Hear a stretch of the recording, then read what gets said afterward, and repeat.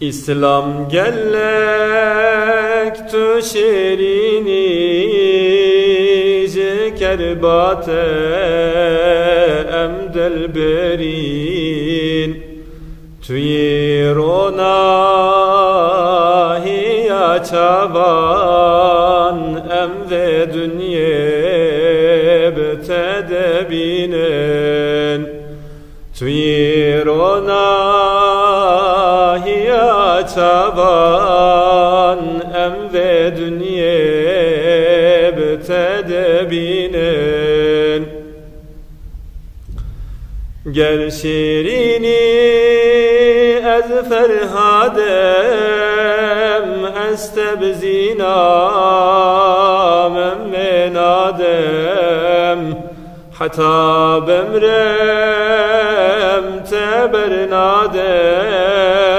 dekim serte huznu şine hatta bemrem tebernadem dekim serte huznu şine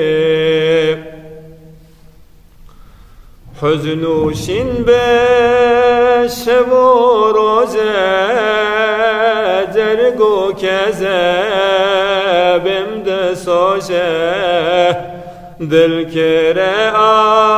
agire doje min dibra kesne bine dil kere agire doje min dibra kesne bine İslam tu evvin adli ruhu canu jinadli dermane berin adli dil tetene de havine dermane berin adli dil tetene de havine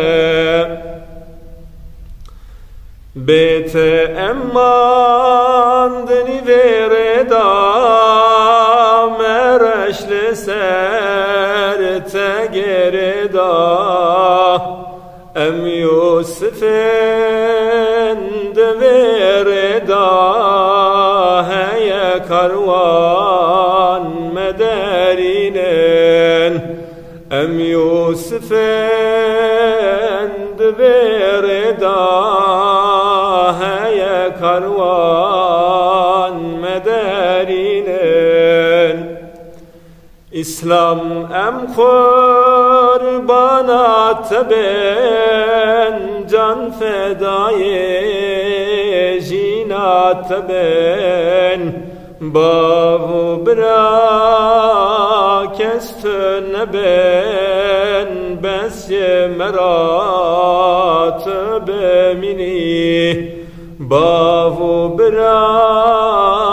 kestün ben besye merat